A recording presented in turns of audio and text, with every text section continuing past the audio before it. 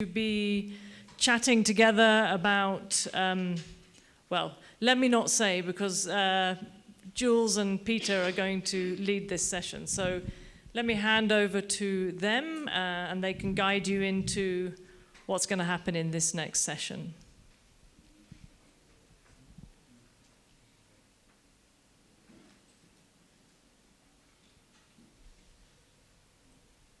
Thank you, Sarah.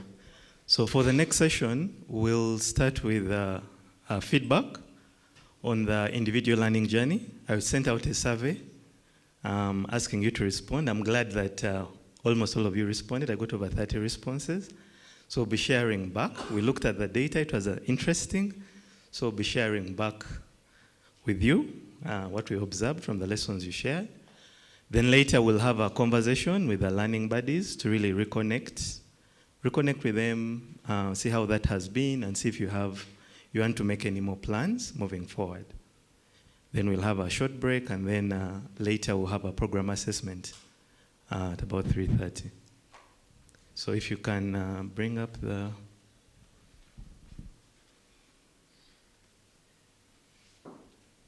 Yeah, so I was very curious to see what would be the main themes from the lessons you shared about your learning journey.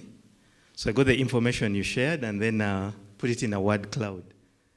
And it's interesting that it resonates with the theory of change we had for the program, where we say that transformation starts with the self. You can see the bold words there. Self, team, growth. There's a lot of discussions that were happening around communication. I think one of the organizations has a full transformation action plan on communication. Yesterday there was a lot of talk about emotional intelligence, accountability, awareness. Yeah, so these are the main themes that are coming out so far. So it was interesting to really see how just that snapshot already kind of resonates with the theory of change and the thinking that we had around how transformation happens. In terms of the key discoveries, some of the main discoveries were identified was, again, awareness of personality types. It came out strongly, and it seems it's an area that you still want to carry forward with your teams to make sure that your other members in the organization are also exposed to this, so there is a deeper awareness. And from the feedback you shared, you mentioned how it was useful in shaping decisions, understanding your motivations and relationships. Also issues around emotions and anger, anxiety. An interesting one that many people shared was perfectionism and control, that tendency to try to control things, to try to make sure that things are perfect, was a good revelation there. Then the focus on others versus self. So it was also a very common occurrence for a number of you. But it was interesting to see that when we looked at some of the changes, a number of people had recognized this and were looking at self-care. How do they shift to really move towards self-care? Then the fear of judgment and avoidance of direct confrontation. I think this has been a recurring discovery among even in the different cohorts that we have.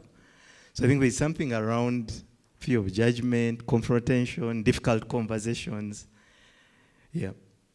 So in terms of how the discoveries contributed to leadership and development, you had a lot of discussion around emotional intelligence from one of the groups yesterday, which is a clear sign there. Balancing empathy with boundaries. I think even this morning it came out, I think, from Fitch, how they're looking at how do you, creating that kind of balance and how it's important. Confidence and authentic leadership, delegation and trust. Delegation has also been a big issue that has emerged from a number of leaders that responded to the survey. And also the issue around improved relationships, intentional listening, moving away from the listening to respond to listening to understand. Because when people are talking to us, sometimes we are quick at responding. And yet a person either wants to be heard, hugged, or helped. But we rush to help and forget the other two perspectives. Yes, so I'll go into what impacted the leaders most. Again, self-awareness. This whole Enneagram process and what it exposed you was quite outstanding. The reflection and journaling, team connection and collective learning.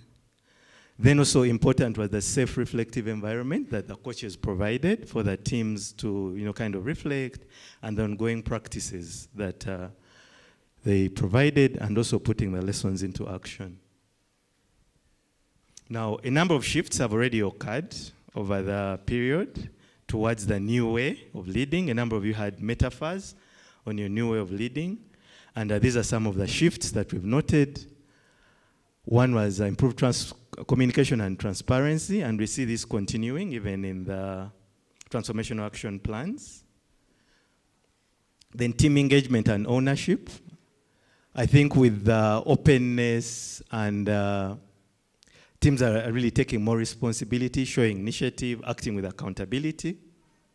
The emotional intelligence, I mentioned that already. It's a key theme that is really running across. The collaboration and team spirit, and then the resilience and adaptability. The number of challenges around adopting new practices, especially journaling, which has been a bit of a challenge for a number of you.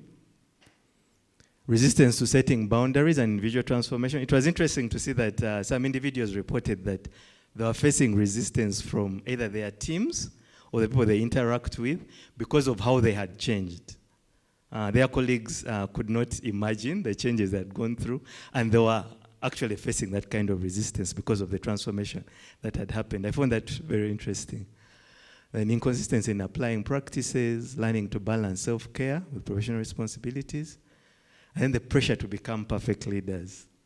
But I hope we can overcome this.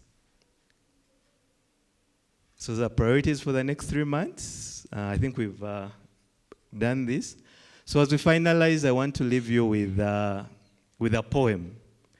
The poem is inspired by the journey, the lessons you've had across the journey. And it's called Keep Growing. We came expecting lessons, yet we found surprises within.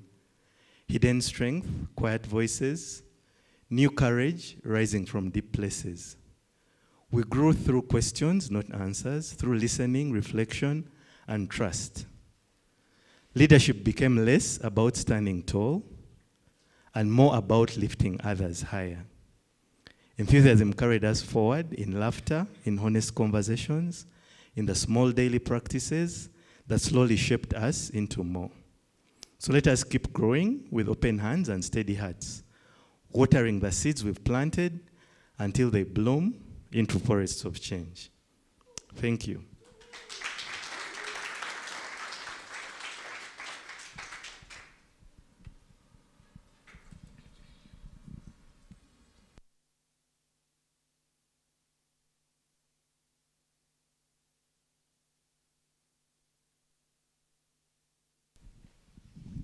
Who wrote the poem?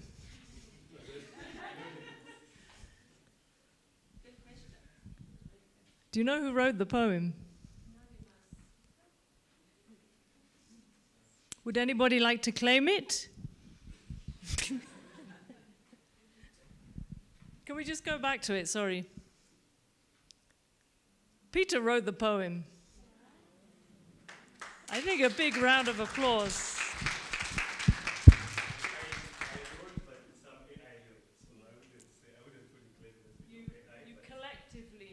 You collectively. Wow. It's beautiful. Yes.